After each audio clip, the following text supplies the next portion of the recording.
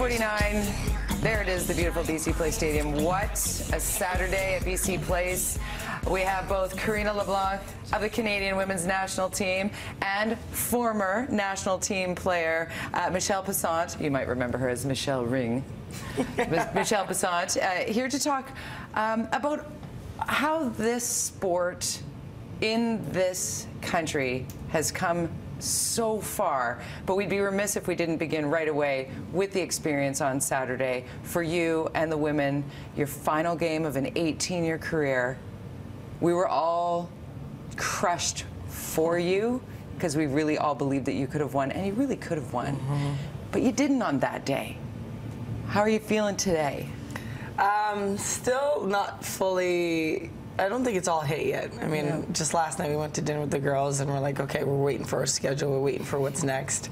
I think it just, we just didn't want to go out so early. And especially when you walk into the stadium and you feel the energy and the love of Canadians. I mean, I've never experienced anything like that in my career. And it's almost like you just don't want it to end for so many reasons. So it was tough, especially when we felt we played well. You played so well. Yeah. All into the very last tick of the 5 minutes of injury time tacked on. We all believed it could happen, and the try and the never say die on your team and the love between you and the girls. And John Herdman's emotional post-game interview, like, spectacular. But it wasn't just the end of the Women's World Cup run of this year. It's the end of your career. Yeah. Yeah, that's what made it. Yeah, I mean, you lose, and then the thought hits me, and I'm like, this is it, wow. And I think, I mean, just going over to my teammates and some of the words that we exchanged on the field, and then looking up into the stands and just seeing like signs of like, thank you for what you've done for the country. There were so many emotions, and I think that's why I'm saying it hasn't hit me, because I don't know which emotions hitting me at what time of the day.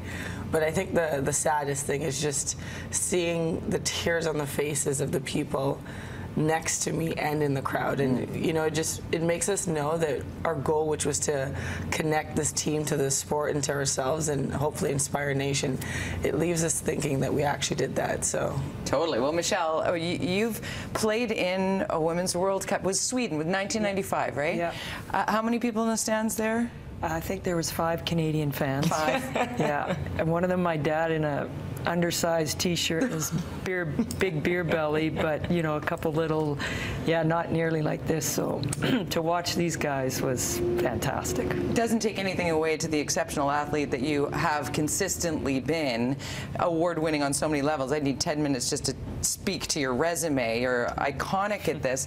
How much has the game changed since in the 20 years?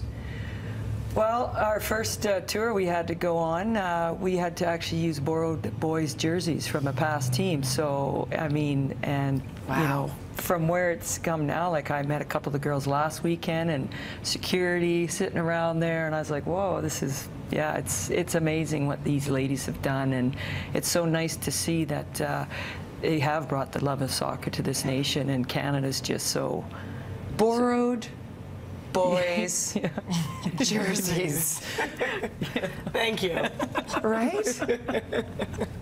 Oh yeah. And the dream, right? Both of you can attest to the fact that there are young girls, and God bless the boys too, because they're great male soccer players, hands down, no question.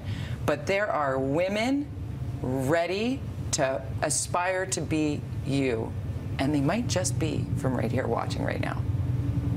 That's on you for inspiring, and if somebody believes they can make it, what's your advice to them? Just to start believing in themselves. I think what we've seen is the feedback we've gotten is there's young girls now just getting out there. Like, you know, every day they're not waiting for practice. They're doing that little extra 15 minutes every single day. And I think that's what's exciting now, because they've seen it firsthand, and they've been to the games, and they can feel it and believe it and dream it, and now they can think, hey, I want to be in a World Cup. I want to win a World Cup for Canada. So. And Michelle, you coach, right? Yeah.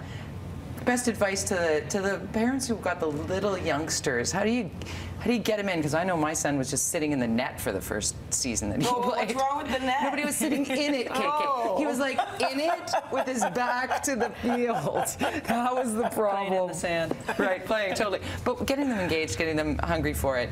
What's some advice that you got to make it fun? Yeah. You got to make it fun. You can't have it too structured for them at that age. You just want them to go out there and just, yeah, enjoy it. What do you need for soccer? Do you need a special pair of shoes when you're just learning out, or do you just need to kick it around? Just need something of a circular object and just kick around. Yeah. There's a reason why it's the #1 sport in all the world. I'd be remiss if I didn't ask, who do you think is going to win the World Cup? Oh, are we there already? Sorry. Oh, God. I'm sorry, KK. I'm sorry. The best team will win the World Cup. There you go. There you go. Other than Canada. Okay. Not there yet. Thank you, ladies. Thank you for coming on. It was a pleasure to meet you. I've been following your career. Very pleased to have a soccer system in this country that has grown to such great levels, and let's keep it growing. At 8:55, we take a quick break. Love these women so much. I really wish I was half the athlete that one of them has in their pinky finger.